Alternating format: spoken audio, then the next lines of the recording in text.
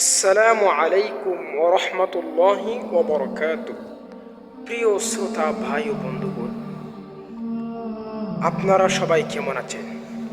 আশা করি অনেক ভালো আছেন। আলহামদুলিল্লাহ, আপনাদের দোয়াতে আমিও ভালো আছি আলহামদুলিল্লাহ। আপনারা দেখছেন ইসলামী আন্দোলন বাংলাদেশ মোহনগঞ্জ উপজেলা শাখা ইউটিউব চ্যানেল। আপনাদের সামনে এমন একটি ঘটনা বর্ণনা করব যা শুনে আপনাদের দিল অন্তর ছুঁয়ে যাবে ইনশাআল্লাহ। এই ঘটনাটি বর্ণনা করার আগে আপনাদেরকে বলে রাখি, এই ঘটনাটি নেওয়া হয়েছে কবরের আযাব গ্রন্থ থেকে। তো আপনাদের সামনে এই ঘটনাটি বর্ণনা করার আগে আপনাদেরকে বলে রাখি, যাহারা এখনও আমার ইউটিউব চ্যানেলটিকে সাবস্ক্রাইব করেন নাই তাড়াতাড়ি সাবস্ক্রাইব করে নিন এবং ভিডিওর পাশে একটি লাইক দিন। চলুন প্রিয় দর্শক, ঘটনাটি শুরু করি। পাকিস্তানের একজন লোক একটি কবরের পাশে দিয়ে হেঁটে যাচ্ছিল। তখন ওই কবর থেকে আওয়াজ আসতেছে, আমাকে বাঁচাও, আমাকে বাঁচাও, আমি জীবিত। ওই লোকটি নিজের ভুল মনে করে সে আবার রাস্তায় হাঁটতে শুরু করলো। তখন ওই লোকটি আবারও শুনতে পেল যে আমাকে বাঁচাও, আমি জীবিত, আমি জীবিত। তখন ওই লোকটি গ্রামবাসীদেরকে গিয়ে বলল যে ভাই, ওই রাস্তার পাশে একটি কবর, এই কবর থেকে আওয়াজ আসতেছে, আমাকে বাঁচাও, আমাকে বাঁচাও। তখন ওই গ্রামের লোক এলো এবং তাহারাও এটি শুনতে পেল। তখন মহল্লার ইমামের কাছে গেল, হুজুর, আমরা এখন কি করতে পারি?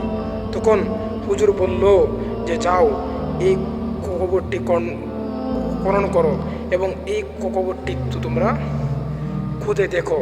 তখন লোক সকল ওই কবরটি খনন করে দেখে একটি মহিলার মৃতদেহ, সে উলঙ্গ অবস্থায় কবরের পাশে বসে আছে। তখন ওই মহিলার থেকে বলতেছে যে আমাকে একটা কাপড় দাও। তখন সঙ্গে সঙ্গে ওই মহিলার আত্মীয় স্বজন একটি কাপড় দিল। তখন ওই মহিলা কবরের ভিতর থেকে কাপড় পরে দৌড়িয়ে তার রুমে তাদের বাড়িতে গেল। গিয়ে একটি গৃহে প্রবেশ করলো এবং দরজা বন্ধ করে দিল। তখন লোক সকল বলতেছে, হে মেয়ে, তুমি দরজা খোলো।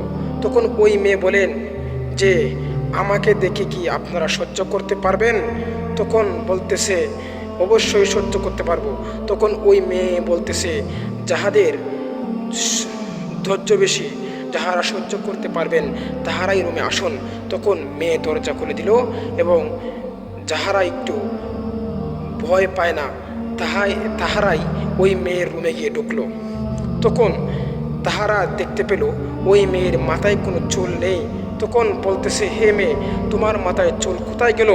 তখন ওই মেয়ে বলল, আমি যখন জীবিত ছিলাম আমি আমার মাথার চুল পূর্বপুরুষকে, অন্য পুরুষদেরকে দেখিয়ে চলতাম এবং আমার চুল থেকে চলতাম।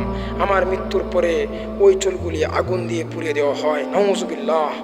তখন ওই মেয়ে তার মুখের কাপড় সরালো। তখন দেখলো তার মুখে কোনো ঠোঁট নেই, দাঁত নেই, শুধু ঠোঁট নেই, শুধু দাঁত। তখন ওই এলাকাবাসী জিজ্ঞাসা করলো, হে মেয়ে, তোমার ঠোঁট কোথায় গেল?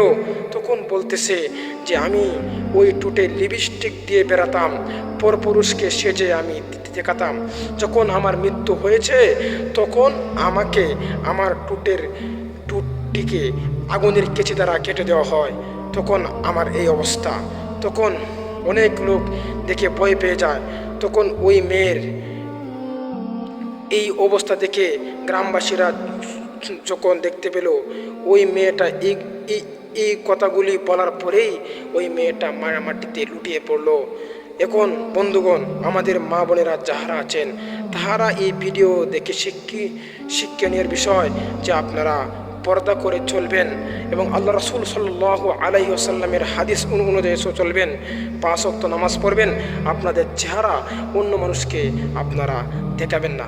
আল্লাহ রাব্বুল আলামিন আমাদেরকে আমল করার তৌফিক দান করুক, আমিন। আসসালামু আলাইকুম ওয়া রাহমাতুল্লাহ। প্রিয় দর্শক, আপনাদেরকে আরও একটি ভিডিও আরেকদিন আপনার সঙ্গে উল্লেখ করব ইনশাআল্লাহ। আল্লাহ রাব্বুল আলামিন আমাদেরকে আমল করার তৌফিক দান করুক, আমিন। আসসালামু আলাইকুম ওয়া রাহমাতুল্লাহি ওয়া বারাকাতুহু।